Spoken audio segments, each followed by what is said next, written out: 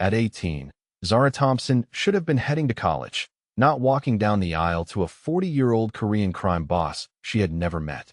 But her father's debt left her no choice, and the moment she said "I do," everything she thought she knew about freedom, choice, and love would shatter.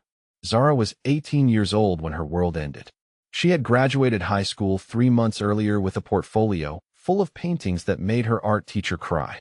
Good tears, the kind that said you have something special, something rare. She had dreams of art school, of a tiny studio apartment in Los Angeles where she could paint until dawn and sleep until noon and build a life made entirely of color and possibility. She worked part-time at a small cafe near her apartment, saving every dollar she could scrape together.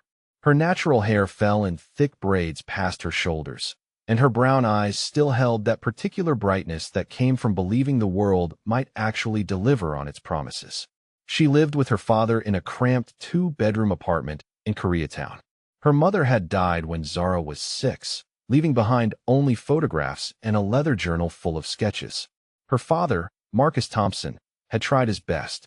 He worked construction when he could find it. He made her breakfast on Saturdays. He told her she was brilliant and beautiful and destined for better things than this neighborhood, this apartment, this life. What Zara did not know, what her father had hidden with the desperate skill of a man drowning, was that he had a gambling problem. Had won for years. Started small, casual card games with friends, then escalated to underground poker rooms, then to borrowing money from people who did not ask nicely for repayment. By the time Zara noticed something was wrong, it was far too late. It started with the phone calls. Her father's cell would ring at odd hours, and he would step outside to answer, his voice low and tense. Then came the visitors. Men in expensive suits, dark sedans idling at the curb, conversations conducted in rapid Korean that Zara could not follow. Her father would return inside pale and shaking, hands trembling as he poured himself water he could not quite swallow. "I want to ask you something, and I want you to be honest with me. Where are you watching from right now? What state, what city? Because no matter where you are, I guarantee you there are people just like Zara's father, people drowning in debt they cannot see a way out of.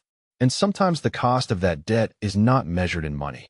One evening in late August, 3 men arrived at the apartment. Zara was in her room, working on a painting, when she heard the knock. Heavy, authoritative, the kind of knock that expected to be answered immediately.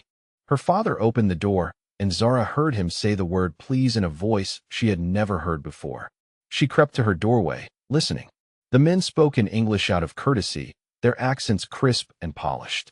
One of them, clearly the leader, had a voice like cold water. "Mr. Thompson, we have been patient. The amount is now $500,000. The interest continues to accumulate. We require payment." Her father's voice cracked. "I need more time. I'm working. I'm trying. I just need—" "You need something you do not have," the man interrupted. "Time, money, options.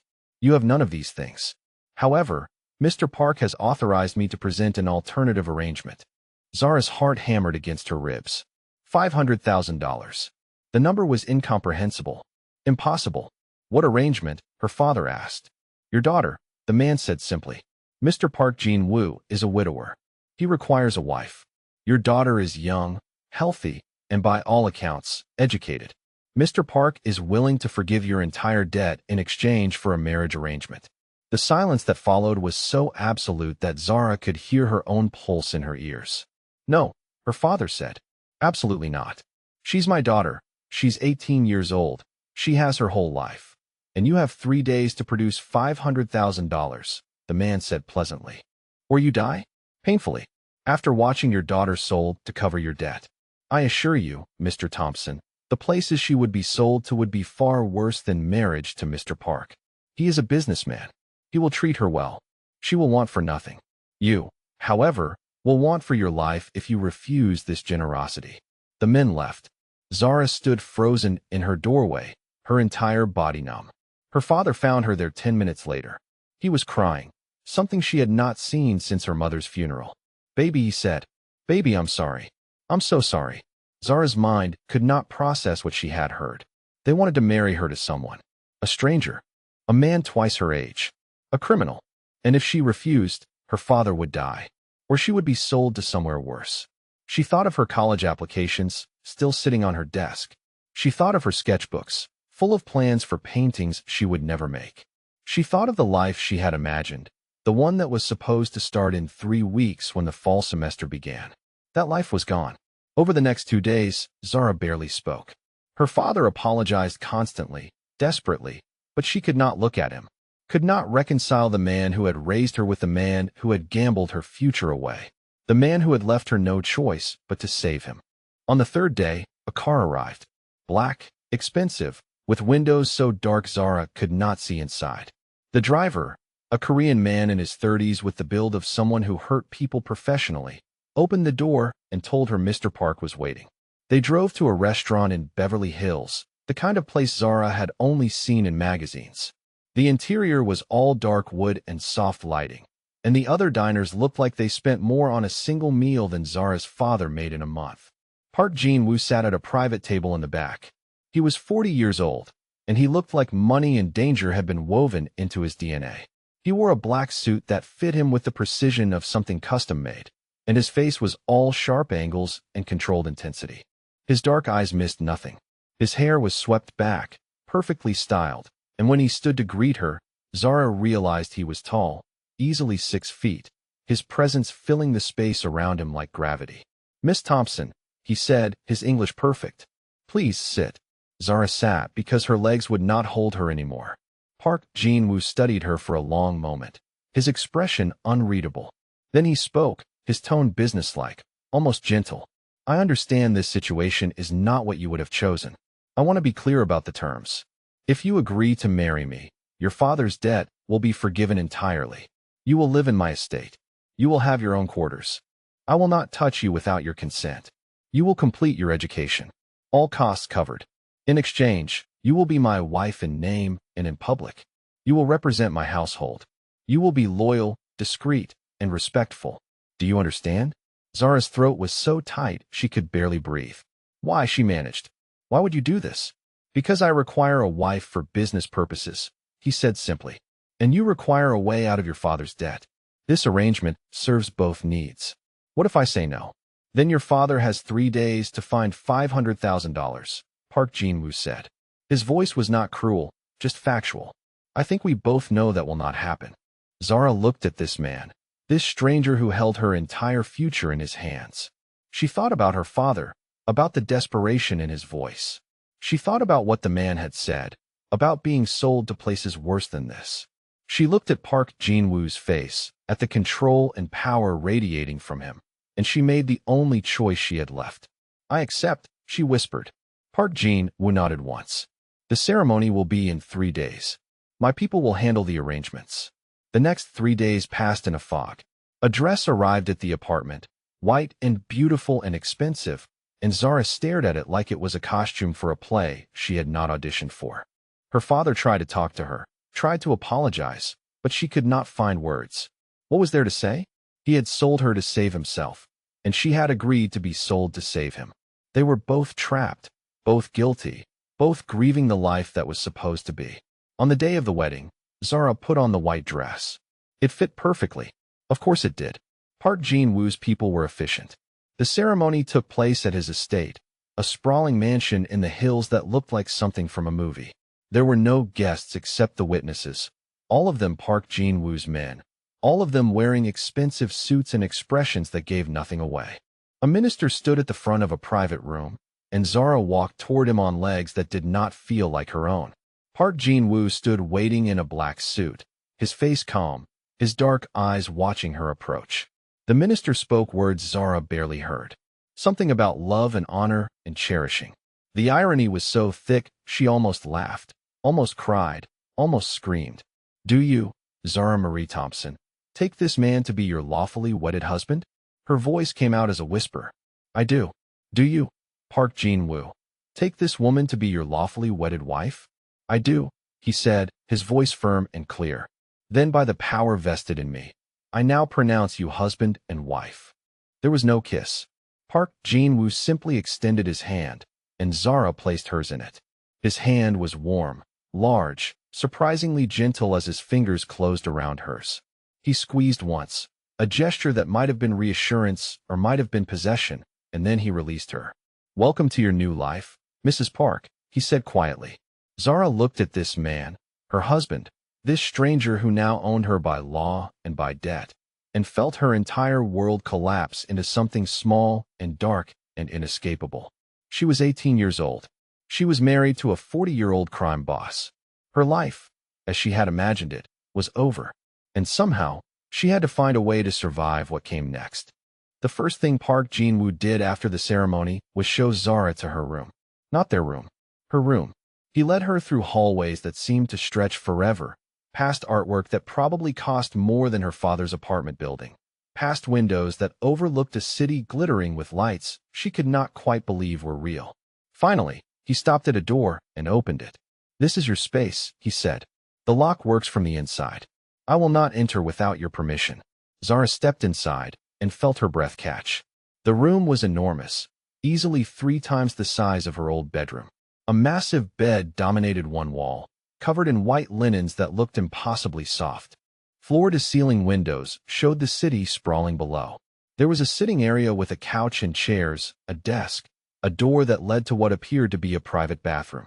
"Everything you need should be here," Park Jin-woo continued. "If something is missing, tell Mrs. Kim. She manages the household. Breakfast is at 7, but you do not need to attend if you prefer to sleep. I leave for work at 6:30 most mornings." Zara turned to look at him, this stranger she had married. "When do you come back?" she asked. 7 in the evening, usually," he said. "Sometimes later. You will not be disturbed."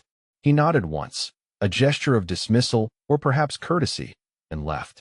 Zara heard the door click shut behind him, and then she was alone in this beautiful, enormous room that felt exactly like a cage. She locked the door, walked to the bed, and collapsed onto it, still wearing her wedding dress. Then, finally, she let herself cry. Great, gasping sobs that shook her entire body. She cried for her lost future, for her broken father, for the girl she had been 3 days ago who still believed in choices and freedom and the possibility of a life built on her own terms. Eventually, she fell asleep, still in the white dress, her face buried in pillows that smelled like expensive laundry detergent and nothing else. She woke to a soft knock on the door. Sunlight streamed through the windows, and for one blessed moment, Zara forgot where she was. Then memory crashed back, and she sat up, disoriented and still fully dressed. "Mrs. Park," a woman's voice called from the other side of the door. "May I come in?" Zara stood, smoothed her wrinkled dress, and unlocked the door. The woman who entered was Korean, perhaps in her 50s, with kind eyes and an efficient manner. She carried a tray with breakfast, coffee, orange juice, and a small vase with a single white orchid. "I am Mrs. Kim," she said, setting the tray on the desk. "I manage the household. Mr. Park asked me to ensure you are comfortable. If you need anything at all, you tell me." Zara nodded, her throat too tight to speak. Mrs. Kim's expression softened. "I know this is difficult," she said quietly, "but Mr. Park is a good man, better than most in his position. He will not hurt you." "How do you know?" Zara managed. "Because I have worked for him for 15 years, Mrs. Kim said. "I have seen him with many people. He is hard, yes. Dangerous, yes. But he does not hurt women.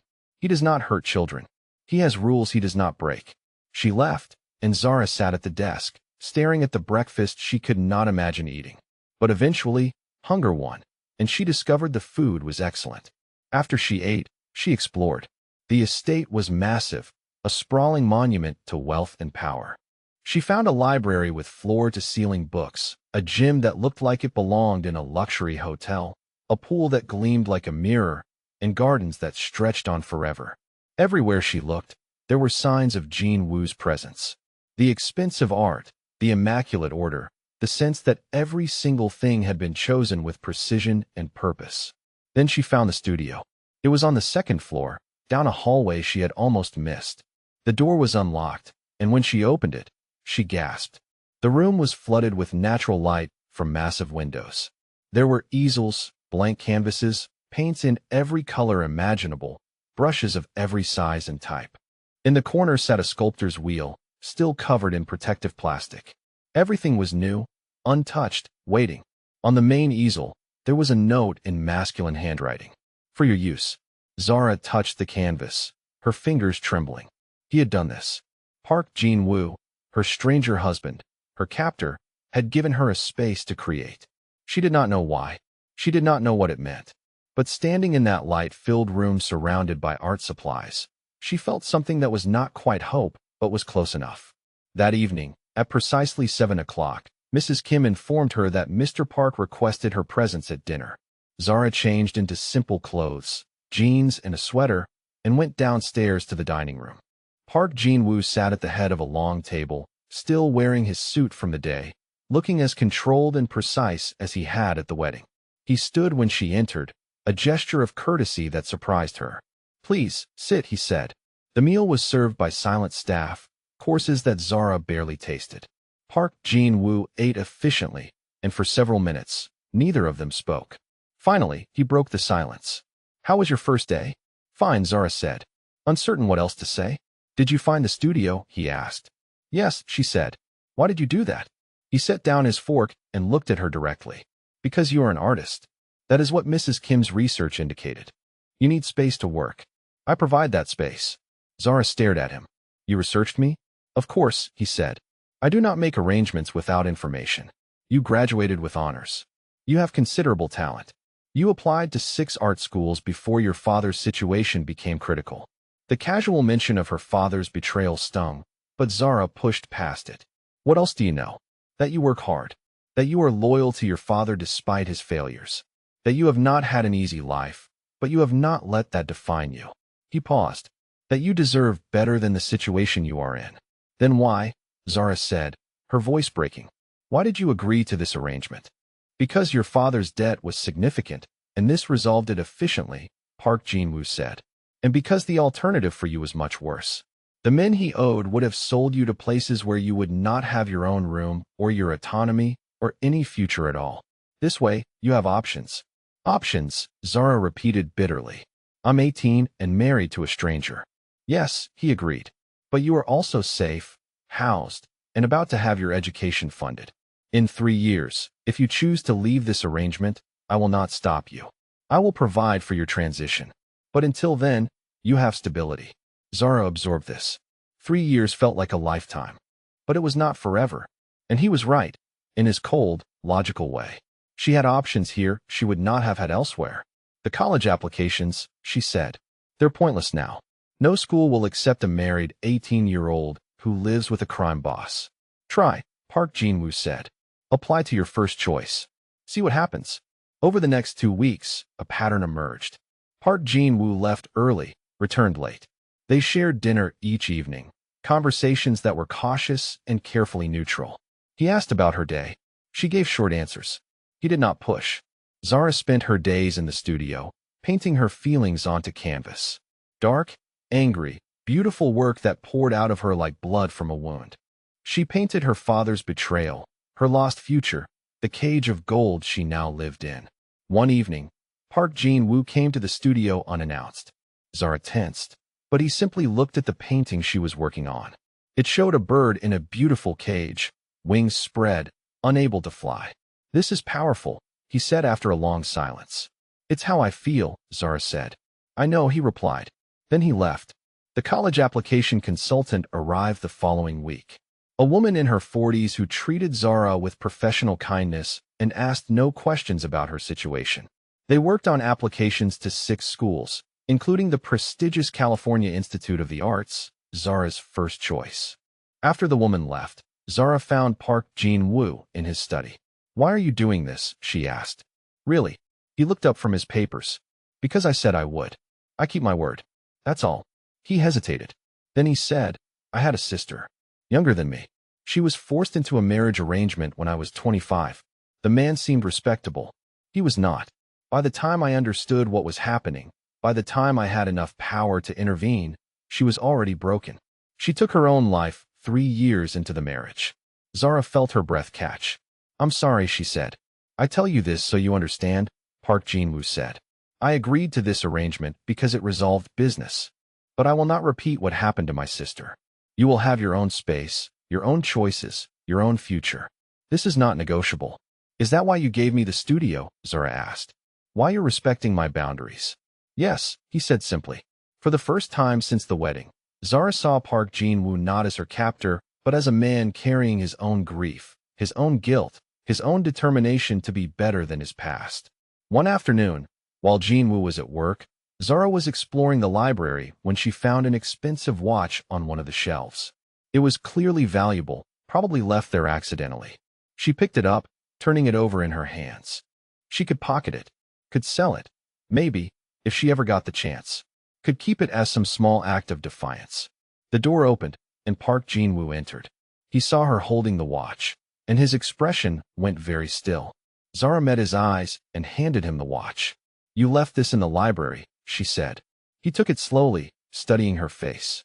"Most people would have kept it," he said. "I'm not most people," Zara said.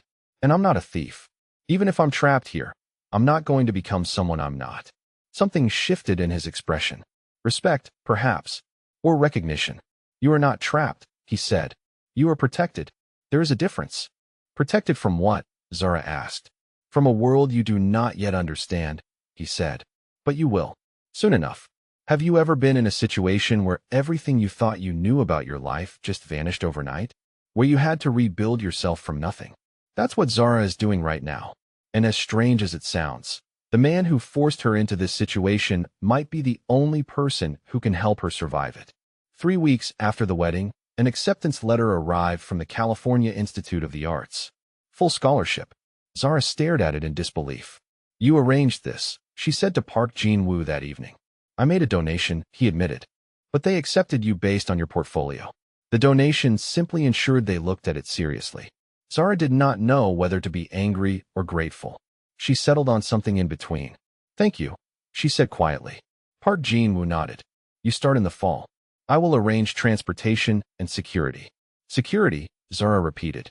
"You are my wife," he said. "That makes you valuable to my enemies. You do not go anywhere without protection." And there it was. The reminder that this gilded cage came with very real dangers. That her new life was not just luxury and art supplies and college tuition. It was also guards and threats and the constant awareness that she had married into a world where people hurt each other for power and profit. But she had accepted it, had chosen it, in the only way she could. And now, 3 weeks into this strange new life, Zara was beginning to realize something that terrified her more than anything else. She was starting to understand Park Jin-woo, starting to see the man beneath the controlled exterior, starting to recognize that he was not a monster, just a man who had built walls so high that nothing could hurt him again. And somehow, impossibly, she was beginning to see herself reflected in those same walls. 6 weeks into the marriage, Park Jin-woo asked Zara to attend a business dinner. She was in the studio when he appeared in the doorway, still wearing his suit from the day, looking as controlled and precise as always. His dark eyes took in the canvas she was working on, a piece about fractured identity, before settling on her face. "I have a dinner meeting tomorrow evening," he said. "I would like you to attend." Zara set down her brush. "Why?" "Because you are my wife," he said simply. "It is time for the organization to meet you properly." The organization. The word sent a chill down her spine. She had been living in this bubble of safety and luxury, almost able to forget that her husband was a crime boss, that his wealth came from businesses she did not want to think about too carefully. "What do I need to do?" she asked. "Observe," he said. "Stay close to me. Do not discuss business. Be polite. That is all." The next evening, Zara dressed carefully in a simple black dress that Mrs. Kim had helped her select. Elegant, but not flashy. Appropriate for a wife, Mrs. Kim had said, not a possession. Park Jin-woo waited for her at the bottom of the stairs. He wore a dark suit that probably cost more than a car, and when he saw her, something flickered in his eyes. Approval, perhaps, or possession. She could not quite tell. "You look appropriate," he said, which Zara suspected was the closest he came to a compliment. The restaurant was the kind of place that did not have prices on the menu. Private room in the back, security at the door, the kind of atmosphere that said powerful people conducted dangerous business here. 5 men waited at the table, all Korean, all in expensive suits. They stood when Park Jin-woo entered, their respect immediate and absolute. Jin-woo's hand settled at the small of Zara's back, a gesture of possession that made his message clear. "Mine, gentlemen," he said. "My wife, Zara." They greeted her with polite nods, their eyes assessing, calculating. trying to understand what she meant, what weakness or strength she represented. The oldest man, perhaps 60, smiled at her with cold courtesy. "Mrs. Park," he said, "you are very young." "I am 18, Zara said, because there was no point in pretending otherwise. His smile did not change. "Quite young indeed. Mr. Park, this is an unusual choice." Park Jin-woo's expression went arctic.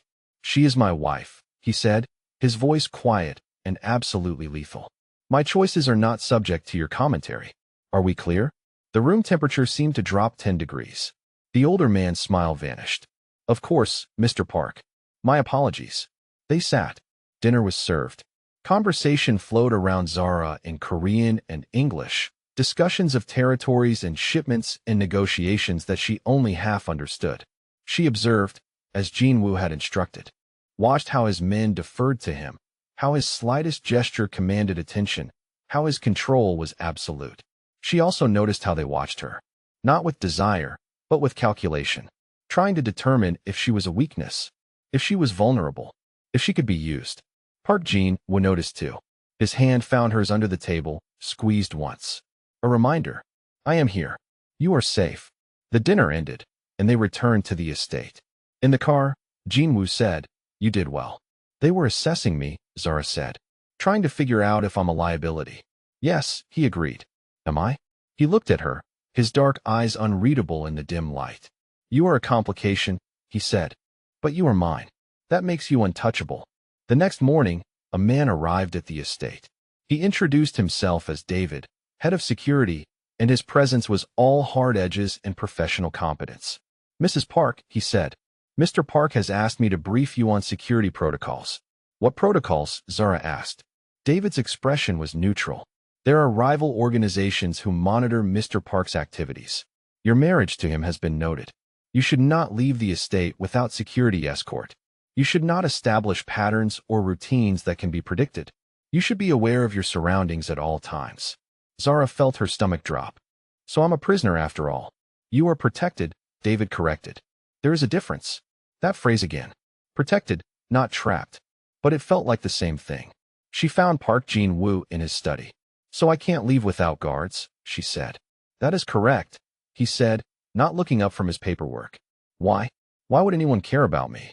Now he looked at her, his expression patient. "Because you are my wife. Because harming you is the easiest way to hurt me. Because in my world, weakness is exploited without mercy, and whether I care about you or not, you carry my name. That is enough." "Do you," Zara asked, "care about me?" Park Jin-woo's expression gave nothing away. "That is irrelevant to your safety," he said. But 3 weeks later, when her father requested a visit, Jin-woo arranged it immediately. Marcus Thompson arrived at the estate looking better than Zara had seen him in years. Clean, sober, healthy. He hugged her, and she stiffened in his arms, not quite ready to forgive. "Baby," he said, "I am so sorry."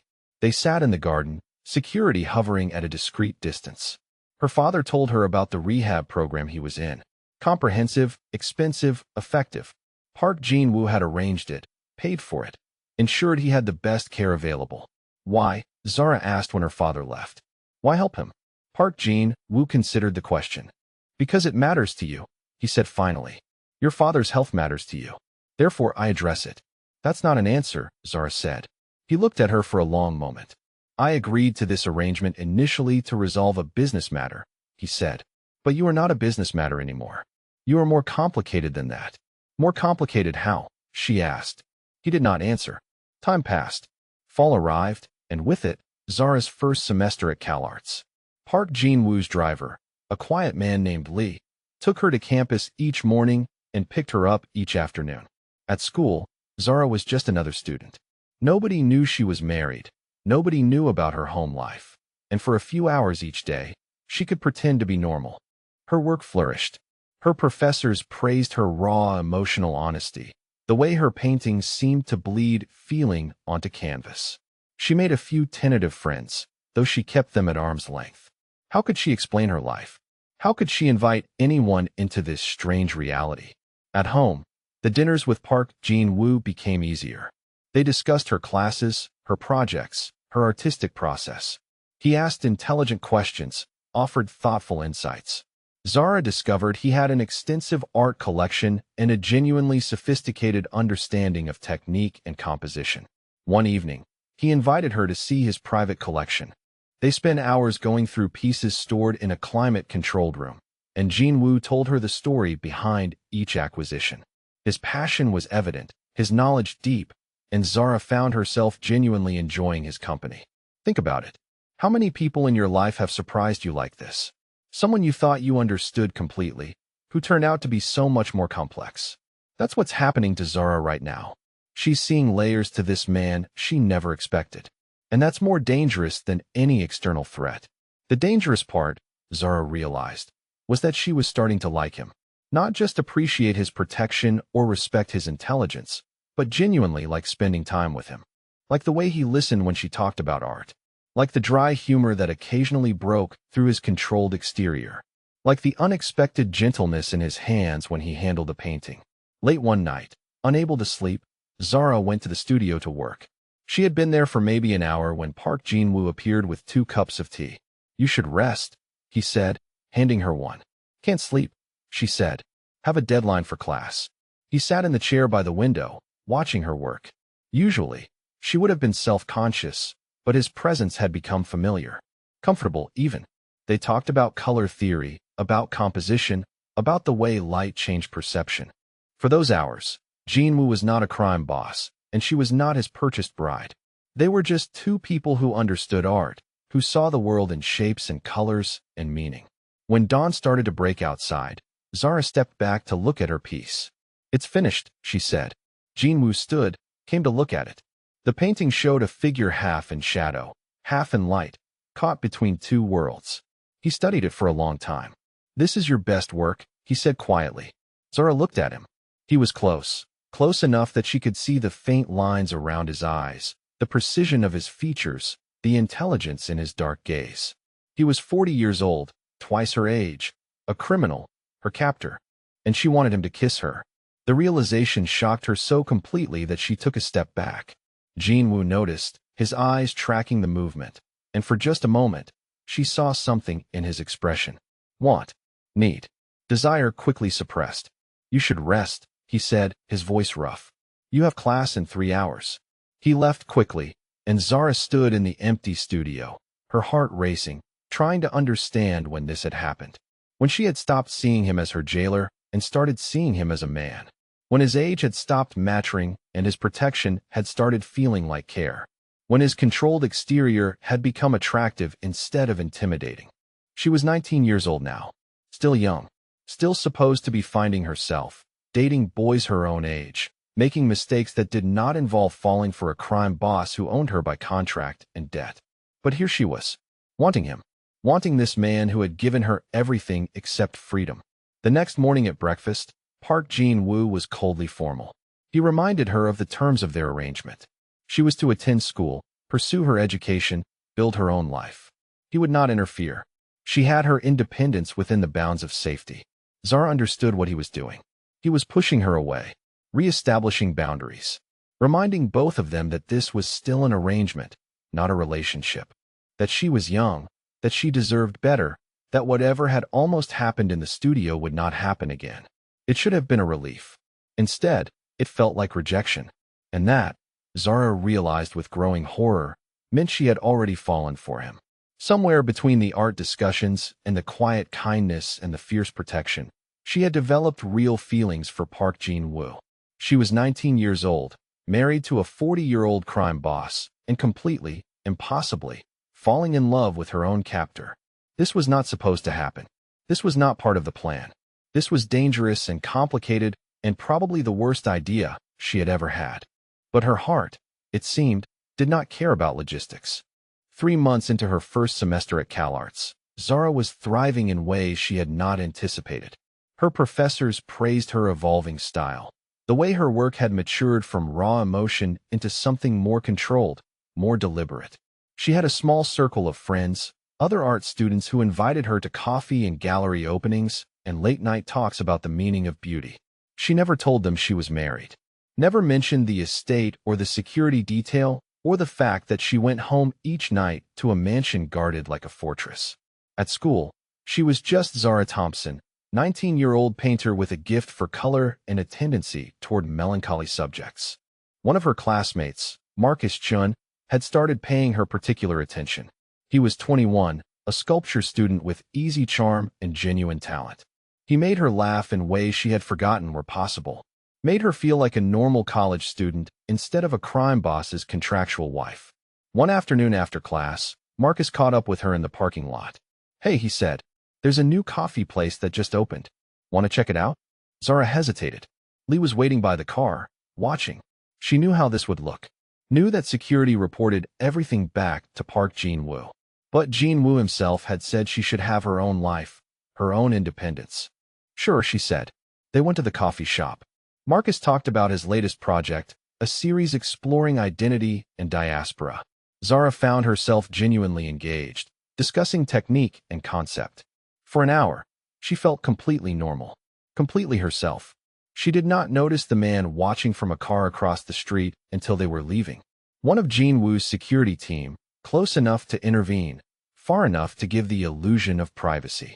That evening at dinner, Park Jin-woo asked about her day. His tone was neutral, carefully controlled. "Good," Zara said. "Had coffee with a friend after class." His dark eyes studied her face. "A friend from school?" "Yes," she said, defensive. "A classmate. We discussed art." "Male or female?" he asked. Zara set down her fork. "Male. His name is Marcus. We had coffee, Jin-woo. Just coffee. You said I could have my own life." "You can," Park Jin-woo said calmly. "But you need to understand that your actions have consequences beyond yourself. People are watching you. My rivals are watching you. A college student getting close to you becomes a target. So I can't have friends," Zara said. "You can have friends," he replied. "But be aware that anyone in your life is potentially at risk simply by association with you. With me." The words hung heavy between them, and Zara felt the weight of her gilded cage settle more firmly around her shoulders. She continued seeing Marcus, though always in public places, always with security nearby. He asked her out properly, and she had to explain, carefully, that she could not date. She was in a complicated situation. He accepted it with grace, said he valued her friendship regardless. For 2 weeks, everything seemed fine. Then Marcus was attacked. Zara got the call from a mutual friend. Marcus had been jumped walking home from the studio late at night. 3 men, beating him savagely, leaving him bloody and broken on the sidewalk. He was in the hospital with a fractured skull, broken ribs, internal bleeding. And they had left a message, written on a piece of paper shoved into his jacket pocket. "Stay away from Park's wife." Zara's hands shook as she listened. Her fault. This was her fault. An innocent person, someone kind and talented and good, beaten nearly to death because he had been friendly to her. She went to the hospital despite security's protests. Marcus was unconscious, his face swollen beyond recognition, tubes and monitors surrounding him. His mother sat by the bed, and when she saw Zara, her expression turned cold. "Who are you?" she demanded. "What did my son do to deserve this?" Zara could not answer, could not explain. She left the hospital room and broke down in the hallway, great gasping sobs that she could not control. When she got home, she found Park Jin-woo in his study. "Did you order this?" she asked. He looked up, saw her tear-stained face, and stood immediately. "No," he said. "I did not. My rivals did. To prove a point. To show that you are a vulnerability." "A vulnerability," Zara repeated. "Marcus is dying because I talked to him. Because I wanted one normal friendship. One piece of my life that was mine." Park Jin-woo came around the desk. "Zara," he said, and the use of her first name was so rare that she looked up. "This is my world. This is what I tried to warn you about. Anyone close to you becomes a target. This is why I maintain distance. Why I give you space. Not because I do not care, but because caring makes you vulnerable." "Then what am I supposed to do?" Zara cried. "Live in this house forever, never connecting with anyone, never having a real life?" "You are supposed to be careful," he said. "You are supposed to understand the cost of association with me." That night, Zara made a decision. She would withdraw from CalArts. She would not risk anyone else. Would not be responsible for more innocent people suffering because of her connection to Park Jin-woo's world. When she told him the next morning, he argued. "You should not let them win," he said. "You should not sacrifice your education because of fear." I am not sacrificing it because of fear, Zara said. I am sacrificing it because I will not watch more people get hurt. Marcus might die. Because of me. I will not let that happen again. Park Jin-woo studied her for a long moment. Then he nodded. I will arrange private tutoring, he said. You will complete your degree here. On the estate. Zara accepted because it was the only option that kept everyone safe. But that night, she painted. A dark, angry piece about choice and sacrifice and the way freedom could be a luxury some people could not afford. She poured every ounce of frustration and guilt and rage into the canvas until her hands cramped and her eyes burned. Park Jin-woo found her there at 2 in the morning. He stood in the doorway of the studio, watching her work, and when she finally noticed him, she saw something in his expression she had never seen before. Pain, guilt, helplessness. This is my fault, he said quietly. Yes, Zara agreed. It is. He flinched as though she had struck him. I am sorry, he said. I never intended for you to be hurt. For anyone to be hurt because of you. But they were, Zara said. Marcus might not survive. And that is the cost of being your wife. That is what you bought when you paid off my father's debt. She expected him to leave. Expected him to retreat behind his walls of control and precision. Instead, he crossed the room and sat in the chair by her easel. Ask me anything, he said. Any question about my business, my life, my choices. I will tell you the truth. You deserve that much. Zara set down her brush. Why, she asked. Why now? Because you are trapped in my world, he said. And you deserve to understand it. So she asked. And he answered. He told her about his organization, about the protection rackets and smuggling operations and gambling that funded his empire. He told her about the 5 rival organizations, the constant territorial disputes, the violence that was always one wrong move away. He told her about his father, who had built this legacy, and his responsibility to maintain it. He told her about the code he followed, the rules he would not break, the lines he drew between necessary violence and cruelty. He told her that her father had worked as a courier for a rival gang, that the marriage arrangement had been strategic, a way to neutralize a connection and secure territory, that she had been a business move from the beginning. And now Zara asked, What am I now? He was quiet for a long time. Now you are the most complicated thing in my life, he said. Now you matter in ways I did not anticipate and do not know how to manage. Now you are not a business arrangement. You are something else entirely. What else? She pressed. He looked at her, and the control he always maintained cracked just slightly. You are the person I think about constantly, he said. The person whose safety keeps me awake at night. The person whose happiness has become more important than my own. You are 19 years old, and I am 41. And you should be dating boys your own age and making mistakes that do not involve me. But you are mine, Zara. By law and by contract, and by something much more dangerous than either of those things. What thing? She whispered. By choice, he said.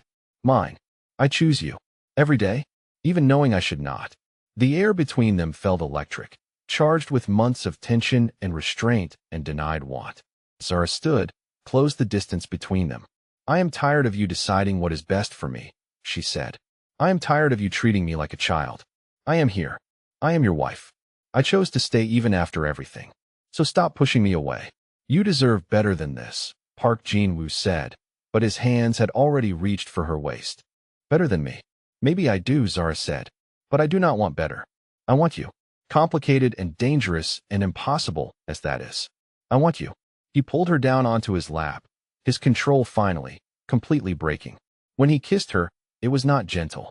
It was months of restraint shattering, desperate and demanding, and absolutely consuming.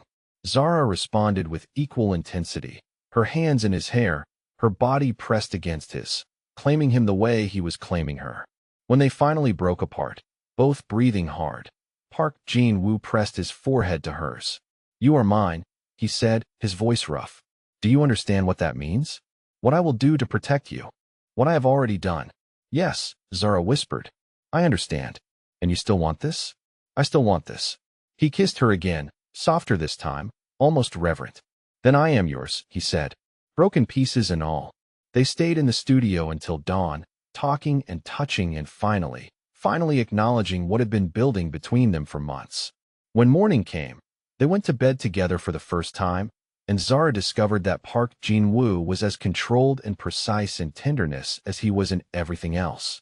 The next morning, Zara woke in his bed, in his arms, and for a moment, panic set in. Had she made a terrible mistake? Was she being foolish? Was this man her captor or her choice? Park Jin-woo woke, saw her expression, and addressed it immediately. Last night changed things, he said. I will not take it back. But I need you to be certain. You can still have a separate life if you want. I will not pressure you. What do you want? Zara asked. I want you, he said simply. Completely. In every way. But I want you to choose it, not feel obligated. I am scared, Zara admitted. Of your world. Of the age gap. Of what people will think. Of everything. That is reasonable, he said. But I am not scared of you, she continued. Not anymore. I know who you are now. What you are capable of. And I am choosing you anyway. I want to try. Really try. Not as an arrangement, but as something real. Park Jin-woo pulled her close. Then we try, he said. And I will protect you. Always. Over the next month, everything shifted. Zara moved into his room officially. They stopped maintaining the fiction of a business arrangement and started building something real. She attended his business dinners not as decoration, but as his true partner. He introduced her properly to his organization, made it clear she had his complete trust and support. His men adjusted. They respected her because he did. They protected her because she was no longer just the boss's wife. She was Mrs. Park in truth. Zara started asking questions about the business. Jin-woo answered honestly. She learned about territories and operations, about the legitimate and illegitimate sides of his empire. It troubled her morally, the violence and criminality. But she also saw his code, his protection of his people, his refusal to traffic in certain things. He was a criminal, but he was not arbitrary. He was violent, but not cruel. She chose to stay in that gray area. Chose him despite everything. Or perhaps because of everything. And Park Jin-woo, for his part, chose her. Every single day. For months into their real relationship, Zara noticed the changes. More security around the estate. Men she did not recognize patrolling the grounds. David, the head of security, had a tension in his shoulders that had not been there before. And Park Jin-woo, her husband, came home later each night, his expression darker, more closed off. One evening, she found him in his study staring at security monitors, his jaw tight. What is wrong? She asked. He looked up, and for a moment, she saw exhaustion in his eyes. Business complications, he said. Zara came into the room, closed the door behind her. We are past that, she said. You do not get to shut me out anymore. Tell me what is happening. Park Jin-woo studied her for a long moment. Then he sighed. One of the rival organizations is making moves, he said. Testing boundaries. They see my marriage to you as a weakness. They think a young wife makes me vulnerable, distracted. They are planning something. What kind of something? Zara asked, her stomach dropping. I do not know yet, he admitted. But I am taking precautions. Security has been increased. You should not leave the estate until this is resolved. How long will that take? However long it takes, he said. Your safety is not negotiable. Over the next week, the tension in the house was palpable. Jin-woo had more meetings, made more calls in rapid Korean that Zara could not fully follow. His men moved through the estate with weapons visible now, no longer bothering to hide the arsenal that protected this place. Zara tried to maintain normalcy. She painted in her studio. She studied with her private tutor. She had dinner with Jin-woo when he was home, though their conversations were shorter, more strained. One night, she could not sleep. She went down to the studio at midnight, needing to work through her anxiety with paint and canvas. She had been there for maybe an hour when she heard it. Glass breaking, shouting, gunfire. Her blood turned to ice. This was real. This was happening. The thing Jin-woo had been preparing for. The danger she had known existed but never truly believed would reach her. The studio door burst open. David stood there, weapon drawn, his face grim. Mrs. Park, he said, we have been breached. Come with me. Now. Zara's legs would not move. She stood frozen, hearing more shots, more shouting, the sounds of violence erupting through the house she had thought was a fortress. David grabbed her arm, pulled her into motion. They ran through hallways, and Zara could hear fighting below them. Male voices yelling in Korean. The sharp crack of gunfire. The thud of bodies hitting floors. David pushed her into a room she had never seen before. A panic room, windowless, reinforced, with monitors showing different areas of the estate. Lock the door behind me, he said. Do not open it for anyone except Mr. Park. Do you understand? Where is he? Zara asked, her voice shaking. Where is Jean Wu? Handling it, David said. Lock the door. He left, and Zara locked the door with trembling hands. Then she turned to the monitors, watching her home become a war zone. She saw Jean Wu on one screen. He moved through the hallway with lethal efficiency, weapon in hand, 2 of his men flanking him. He was not the controlled, precise man she ate dinner with. He was something else entirely. A predator. A killer. Cold and absolutely focused. She watched him encounter 3 intruders. Watched him fire without hesitation. Watched them drop. Watched him step over bodies and keep moving, his expression revealing nothing. This was her husband. This was the man she loved. And he was capable of killing without flinching. The fighting seemed to last hours, but was probably only minutes. Eventually, the sounds faded. The monitors showed Jean Wu's men securing the perimeter, dragging bodies, checking rooms. Then the door handle turned. Zara, Jean Wu's voice called. It is over. Open the door. She unlocked it with shaking hands. Jean Wu stood there, blood spattered across his white shirt. His dark eyes scanned her quickly, checking for injuries. Are you hurt? He asked. No, she whispered. Are you? The blood is not mine, he said. Then he pulled her into his arms, holding her so tightly she could barely breathe. His heart hammered against his ribs, his hands trembling where they pressed against her back. You are safe, he said. You are safe. Zara realized he was shaking.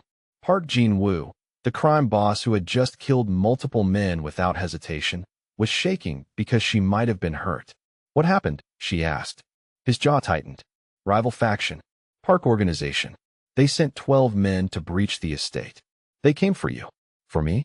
To take you, he said flatly. To use you against me. They failed. How many? Zara asked. How many of them are dead? All of them, Jean Wu said. Every single one.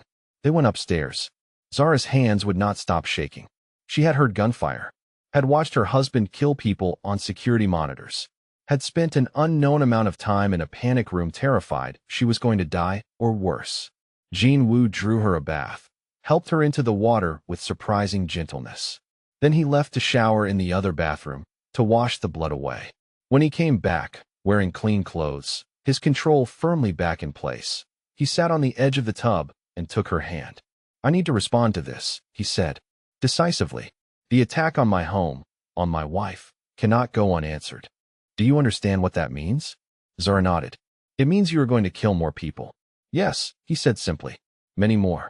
The faction that did this will be eliminated. Their leadership, their infrastructure, their capacity to threaten what is mine. I will remove them entirely. When? I am calling a meeting tomorrow, he said. My organization will carry out the operation within the week. Zara should have been horrified, should have argued, should have begged him to find another way. But she had heard the gunfire, had seen the men who came to take her, had understood, finally and completely, that Jean Wu's world did not allow for mercy or half measures. Do what you need to do, she said quietly. Something flickered in his expression. You are not going to ask me to show restraint? Would it matter if I did? He was quiet for a moment. No, he admitted. Not in this. Not when they threatened you. I would burn the entire city down to keep you safe. I know, Zara said. That is why I am not asking. The next afternoon, Jean Wu held a meeting with his organization. Zara attended. She sat beside him at the head of the table, and his lieutenants did not question her presence. She was Mrs. Park. She had been targeted. She had earned the right to hear what would be done about it. The discussion was brutal in its practicality. Jean Wu's men reported on the Park faction's locations, leadership structure, assets. They discussed methods of elimination with the same tone someone might use to discuss business logistics. Which was, Zara supposed, exactly what this was to them. Violent business. Jean Wu gave orders with cold precision. The faction's leadership would be targeted first. Their businesses would be destroyed.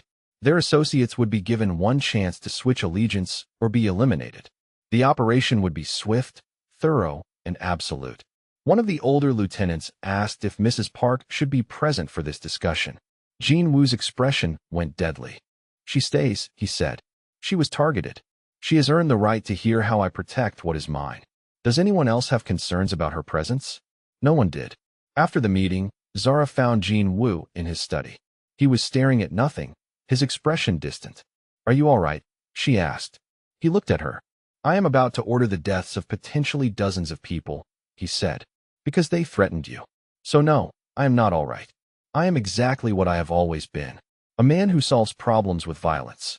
You are also the man who gave me an art studio, Zara said, who funded my father's rehabilitation, who holds me like I am precious. You are not just one thing. In this, I am, he said. In this, I am exactly one thing. A killer protecting what is his. The operation took 3 days. Jin Woo left the estate each morning and returned late each night. He did not discuss details, did not tell her what he was doing, where he was going, who was dying. But she saw it in his eyes, in the weight he carried, in the way he came home and showered for 30 minutes like he could wash away what he had done. She did not ask, did not push. She was there when he needed her, silent and steady, and that was all she could offer. On the 4th night, he returned and sat heavily in his study chair. Zara brought him whiskey without being asked. Is it done? She asked. He nodded. The Park faction leadership has been eliminated. Their operations dismantled. Their remaining members have either joined other organizations or fled the city. The message has been sent. My wife is untouchable. How many? Zara asked. He looked at her, his dark eyes haunted. Do you really want that number? Yes, she said. 17, he said. 17 people died because they threatened you, because they thought they could use you to hurt me, because I cannot allow that kind of challenge to stand. Zara absorbed the number. 17 lives ended. Because of her. Because she was married to this man. She should feel guilty, should feel horror, should feel something other than what she actually felt, which was safe, protected, valued. Thank you, she said quietly. Jin Woo stared at her. You are thanking me for a massacre? I am thanking you for protecting me, Zara said. I know what it cost. I know what you did. And I am telling you that I see it. I understand it, and I am grateful. He pulled her onto his lap, buried his face in her neck. You should be horrified, he said. You should leave me. You should recognize what I am and run. I know what you are, Zara said. I have always known. And I am not running. That night, Jin Woo could not sleep. Zara found him in the library at 3 in the morning, sitting in the dark with his sister's photo. She sat beside him without speaking. Her name was Min Seo, Jin Woo said quietly. She was 19 when she was forced to marry, 22 when she died. She was sweet and kind, and everything good in a world that destroys good things. He was silent for a long moment. When she first told me about the marriage arrangement, I was 25 and stupid and ambitious. I told her it was a good match. Told her the man's family was respectable. Told her it would be fine. I was so focused on building my own position in the organization that I did not pay attention to what was happening to her. What was happening to her? Zara asked gently. He was beating her, Jin Woo said. Raping her. Isolating her from our family. By the time I realized, by the time I had enough power to intervene, she was already broken. She took her own life 3 years into that marriage. Left a note that said she was sorry she was not strong enough. His voice cracked. I failed her. I let her down. I was supposed to protect her, and I failed. Zara took his hand. I am not Min Seo, she said softly. I know, he said. But when I agreed to marry you, when I saw you at that restaurant, 18 years old and terrified, I saw her. I saw another young woman being forced into marriage with a dangerous man, and I swore I would not repeat what happened to her. I would give you space, choices, freedom. I would protect you, but not possess you. You did protect me, Zara said. You gave me everything you promised. You respected my boundaries. You let me grow. You did not fail me the way you failed her. But I put you in danger, he said. Just by being married to me, you are a target. Just like she was. The difference is I chose to stay, Zara said. I saw your world. I understood the risks. And I chose you anyway. Your sister did not have that choice. But I do. And I choose you. Every day, I choose you. Jin Woo looked at her, and she saw tears in his eyes for the first time. I love you, he said. I did not intend to. I thought I could maintain distance. But I love you, Zara. Completely. Dangerously. In ways that terrify me. I love you too, Zara said. And yes, it is dangerous. Yes, your world is violent. Yes, people died because of me this week. But I am not leaving. I am not running. I am here. By choice. He kissed her then, desperate and grateful and absolutely devoted. 2 days later, Jin Woo called another meeting. This time, it was not just his organization. Representatives from the other major factions attended. A summit. Zara sat beside him, dressed in elegant black, his wife and partner. Jean Wu addressed the room. Recent events have required a strong response, he said. I have eliminated a threat to my household. I trust the message was clear. My wife is under my complete protection. Any action against her will be met with total retaliation. I am willing to negotiate many things. Her safety is not one of them. The other faction leaders acknowledged this. Zara realized she was watching a peace treaty being formed. Jean Wu's decisive action had not just eliminated a threat. It had established a new boundary, a line that could not be crossed. She was that line. After the meeting, one of the older faction leaders approached her. You are very young to carry such weight, Mrs. Park, he said. I am old enough to understand what it means, Zara replied. Jean Wu's hand settled at her waist, possessive and proud. My wife understands my world better than most who have lived in it for decades, he said. That night, lying in bed, Jean Wu said, You have changed everything. The way I conduct business, the way I think about the future, the way I see myself. How? Zara asked. Before you, I was building power for its own sake, he said. Now I am building something that can protect you. Before you, I did not care about legacy. Now I want to build something that will not endanger you constantly. You make me want to be more than what I am. You already are more than what you think, Zara said. Because of you, he replied. Only because of you. Zara fell asleep in his arms, in the house that had become a battlefield, beside the man who had killed to protect her, and felt safer than she had ever felt in her life. This was her choice. Her husband. Her dangerous, complicated, impossible love. And she would not trade it for anything. 3 months after the attack, Zara stood in a gallery in downtown Los Angeles, surrounded by her own work. Part Jean Wu had arranged the showing, but the pieces had sold on their own merit. Critics praised her raw emotional honesty, the way her paintings seemed to tell a story of transformation and survival. Her work had evolved from the dark, angry pieces she had painted in those first months of marriage into something more complex. Light and shadow intertwined. Cages that became homes. Chains that became choices. At 20 years old now, Zara moved through the gallery with confidence that would have been unimaginable 2 years earlier. She wore a simple black dress, her natural hair styled in elegant twists, and when she spoke to collectors and critics, she did so with the assurance of someone who had survived hell and come out stronger. Park Jean Wu stood at her side, not behind her or ahead of her, but beside her. Equal partners. His hand rested at the small of her back, a gesture of support rather than possession, and when people asked about their relationship, she introduced him as her husband with pride rather than shame. Her former professor from CalArts attended, the woman who had first recognized Zara's talent. She pulled Zara aside during the reception. Your work has matured remarkably, she said. The technical skill was always there, but now there is depth. Experience. You have lived something that shows in every brushstroke. I have, Zara agreed. I have lived a lot in 2 years. The professor studied her face. You seem happy, she said. Genuinely happy. Not just surviving, but thriving. I am, Zara said, and meant it. After the opening, in the car ride home, Jean Wu took her hand. I am proud of you, he said, of what you have built, of who you have become. I could not have become this person without you, Zara said. Without this strange, impossible situation we found ourselves in. Do you regret it? He asked. If you could go back, knowing what you know now, would you make a different choice? Zara considered the question seriously. 2 years ago, she had been 18 and terrified, forced into marriage to save her father. She had lost her freedom, her plans, her imagined future. But she had gained so much more. Strength, purpose, love that defied logic. No, she said. I would not change anything. Not a single thing. The next week, her father visited. Marcus Thompson was 1 year sober now, working construction again, rebuilding his life with the same support system Jean Wu continued to fund.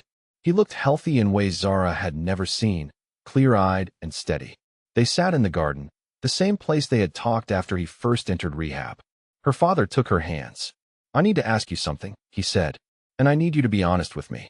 Are you truly happy, or have you just learned to accept your circumstances? Zara smiled. When I first married Jean Wu, I would have said acceptance, she admitted. I was surviving, adjusting, making the best of an impossible situation. But somewhere along the way, that changed. I fell in love with him. I chose to stay. I built a life here that is mine, not just his. So yes, Dad, I am truly happy. Her father's eyes filled with tears. I sold you to save myself, he said. That will haunt me for the rest of my life. But seeing you now, seeing who you have become, knowing you found happiness in spite of what I did, that gives me something I do not deserve. Peace. You are my father, Zara said. You made a terrible mistake. But you are getting help, you are staying sober, you are trying. That matters. After he left, Jinwoo found her still sitting in the garden. He sat beside her, his presence solid and comforting. Your father loves you, he said. His guilt is genuine. I know, Zara said. And I have forgiven him. Not because what he did was acceptable, but because holding on to anger was destroying me. Forgiveness was for me, not for him. That is wise, Jinwoo said. Wiser than I am capable of being. Zara leaned against his shoulder. You are wiser than you think. You just hide it behind control and strategy. Over the following months, Zara became more involved in Jinwoo's business operations. Not the violent side, the side she preferred not to think about too carefully, but the legitimate expansion. Jinwoo had been quietly moving assets into legal enterprises, art galleries, import businesses, real estate development. He wanted to build an empire that would not constantly endanger the woman he loved. Zara helped. Her eye for art, her network of contacts from school, her ability to navigate social situations with grace, all of it proved valuable. She negotiated deals, established partnerships, brought legitimacy to operations that had previously existed entirely in shadows. Jinwoo's men adjusted to this new reality. Mrs. Park was not just the boss's wife. She was an active partner in building the organization's future. They respected her judgment because she earned it. One evening, after a particularly successful acquisition of a gallery in Santa Monica, Jinwoo took Zara to the same Beverly Hills restaurant where they had first met to discuss the marriage arrangement. Why here? She asked as they sat at a private table. He reached into his jacket and pulled out a small velvet box. Because 2 years ago, I told you terms of an arrangement, he said. Tonight, I am asking you to choose freely. He opened the box. Inside was a ring, elegant and understated, exactly her style. Zara's breath caught. You already have my ring, she said, gesturing to the simple wedding band on her finger. That ring represents an arrangement, Jinwoo said. A contract. This ring represents a choice. Zara, you have changed my entire life. You have made me want to be better than I am. You have given me purpose beyond power and reason beyond revenge. I want to marry you again. Properly. With full consent and complete understanding. Will you choose me? Will you be my wife? Not because of debt or contract or obligation, but because you want to be? Tears streamed down Zara's face. Yes, she said. Yes, I choose you. I choose us. I choose this complicated, impossible, beautiful life we have built together. He slipped the new ring onto her finger beside the old one. Then we will do this right, he said. A real wedding. With people who matter. Vows we write ourselves. A marriage that is ours. They planned the ceremony for 6 weeks later. Small and private, held at the estate in the garden Zara had come to love. Her father attended, sober and grateful. Jinwoo's key lieutenants were there, David and the men who had protected them both. Mrs. Kim cried throughout the entire ceremony. Zara wore a dress she had chosen herself, ivory silk that moved like water. Jinwoo wore a suit she had picked out, charcoal gray that made his dark eyes even more striking. The officiant asked for their vows. Jinwoo went first. 2 years ago, I made you promises, he said. I promised safety, education, respect. I kept those promises. But today I make you new promises. I promise to be your partner, not your protector alone. I promise to listen when you challenge me. I promise to build a future where you can thrive, not just survive. I promise to love you completely, to choose you daily, to honor the strength that brought you through circumstances no one should have to endure. You are my wife by choice now, and I will spend every day proving I am worthy of that choice. Zara's voice shook as she spoke her vows. 2 years ago, I walked down an aisle terrified and trapped, she said. Today, I walk toward you freely. You gave me space to become myself. You respected my boundaries even when it cost you. You protected me without destroying me. You loved me when I had every reason to hate you.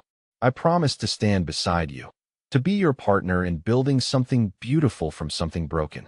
I promise to love your complexity, your darkness, and your light.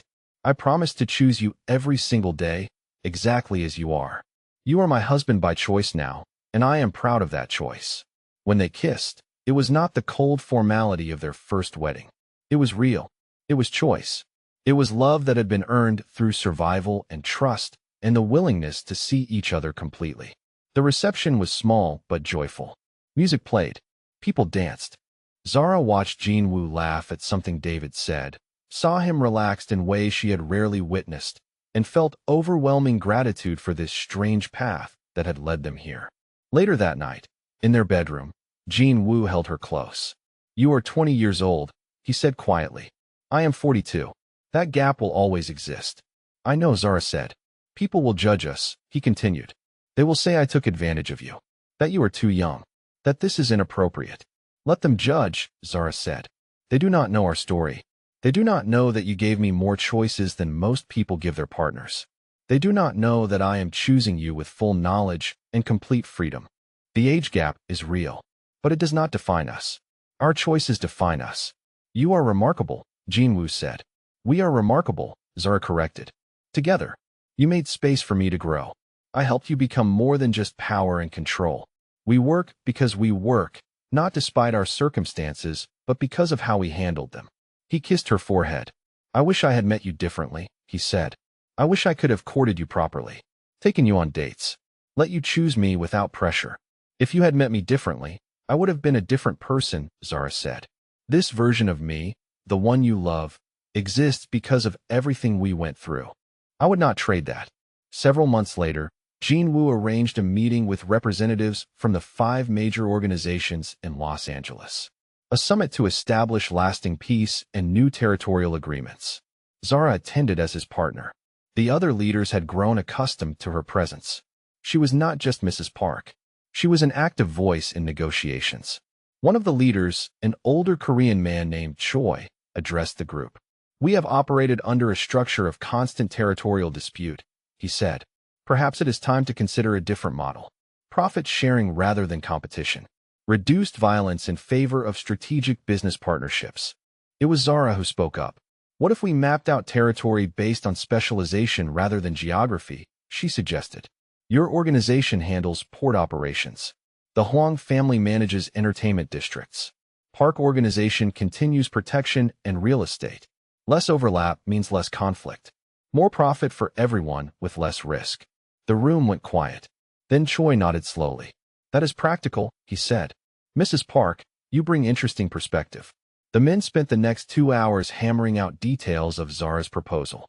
By the end, they had the framework for a treaty that could reduce violence significantly while maintaining profitability. After the meeting, Jinwoo pulled her aside. "You just changed the structure of organized crime in Los Angeles," he said. "I just applied basic business logic," Zara replied. "Less fighting means more profit. I would rather you come home safe every night than maintain outdated territorial disputes." "You are changing my organization's entire culture," he said. "Less violence. More strategy. More legitimate business. You are making us better." "Good," Zara said. "I want a future where we are not dodging bullets, where we can build something lasting." That night, they sat in the library where they had shared so many late-night conversations. Jinwoo held his sister's photo, as he did sometimes when he needed to remember. "Min-seo would have liked you," he said quietly. "You both had strength I did not recognize at first. Both were put in impossible situations. But you survived where she could not. And I think the difference was that I learned from losing her. I protected you differently, gave you choices she never had. Your sister saved me in a way," Zara said. "Her tragedy taught you how to love without suffocating, how to protect without possessing. Without her story, you might have been a different husband. A worse one." Jinwoo's eyes filled with tears. "I wish she could have had your strength," he said, "or my protection as it is now. I wish I could have saved her." "You honor her by being the man you have become," Zara said. "By building a marriage that is partnership, not ownership. By choosing to be better than your past. She is why I am safe, why I am happy. And we honor her by being happy together." He pulled Zara close, and she felt him cry for the first time since that night after the attack. Mourning his sister, grateful for his wife, transformed by the journey from forced arrangement to chosen love. 1 year after their second wedding, Zara's work was featured in a major exhibition. The collection was titled Transformation, and it told the story of her journey through painting. The first pieces were dark, angry, claustrophobic. Gradually, they shifted. Light appeared. Space opened. The final painting showed a woman standing in a doorway, one foot in shadow, one in light, choosing to step forward. Think about your own life for a moment. How many of us get to choose who we become? How many of us are shaped by circumstances we never asked for, and then have to decide what to make of it? Zara's story is about that choice. The choice to not let circumstances define you. The choice to find light even in the darkest situations. The choice to transform pain into power. At the exhibition opening, Jinwoo stood beside her, and Zara introduced him to everyone as her husband without hesitation or shame. When reporters asked about the age gap, about their unconventional beginning, she answered honestly. "We started in circumstances neither of us would have chosen," she said. "But we built something real from that beginning." Love is not always neat or conventional. Sometimes it is complicated and hard-earned. But it is no less real because of that. One of the paintings drew particular attention. Titled The Arrangement, it showed a cage slowly transforming into a home, the bars becoming pillars, the prison becoming sanctuary. Critics called it a powerful statement on perspective and choice. Another piece, Age and Wisdom, was a portrait of Jinwoo that showed the man rather than the monster. His strength and his vulnerability, his control and his capacity for tenderness. She had painted him as she saw him, completely, honestly, without apology. The final piece, Choice, was a self-portrait. Zara at 21, no longer the terrified 18-year-old bride, but a woman who had survived and grown and built a life on her own terms. Strong, free, choosing her own path. A collector offered a substantial sum for Choice. Zara refused to sell it. "Some pieces," she said, "are not for sale. Some stories you keep for yourself." That evening, after the exhibition, they returned to the estate. Zara stood in the garden where they had been married the second time, looking at the house that had once been her prison and was now her home. Jinwoo came up behind her, wrapped his arms around her waist. "What are you thinking?" he asked. "I was 18 when forced to marry you," she said. 18 and terrified and convinced my life was over. I thought I knew what my future would look like. Art school, a tiny apartment, freedom, all the normal things young people want. And now," he asked. "Now I am 21, she said. "I have you. I have my art. I have a partnership that challenges me and a love that chose me. I have survived things I should not have had to survive, and I have become stronger because of it. My life looks nothing like what I imagined, and I would not change a single thing." "You shocked everyone," Jinwoo said. "Including yourself." Zara smiled. "That was the point," she said.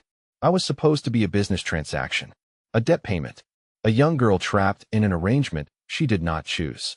Instead, I became a partner, an equal, a woman who chose her own path even when that path was unconventional." "You shocked me most of all," Jinwoo said. "I thought I was gaining a wife in name only.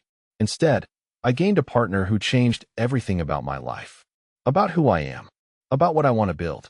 "We shocked each other," Zara said. She turned in his arms to face him. She was 21 years old. He was 42. They had started in a forced arrangement built on debt and desperation. But they had chosen to build something real from that broken beginning. Had chosen each other daily. Had transformed obligation into devotion. "I love you," she said. "I choose you. Today and every day after." "I love you," he replied. "I choose you. Always." And there in the garden, in the house that had become their home, they held each other close. Two people who had found love in the least likely place. Two people who had taken a forced marriage and transformed it into something beautiful. Zara had been 18 when forced to marry a 40-year-old Korean crime boss. What happened shocked her. She fell in love. She found strength. She built an empire. She became herself. She had been 18 when forced to marry. She was 21 now and choosing him every single day. That was what shocked her most. The forced marriage became real love. The cage became a home. The stranger became her partner. And she would not change a single thing. Because sometimes, the most beautiful stories start in the darkest places. Sometimes, strength is built from surviving impossible circumstances. Sometimes, love is not about how you start, but about what you choose to build. And Zara and Park Jin-woo had built something extraordinary.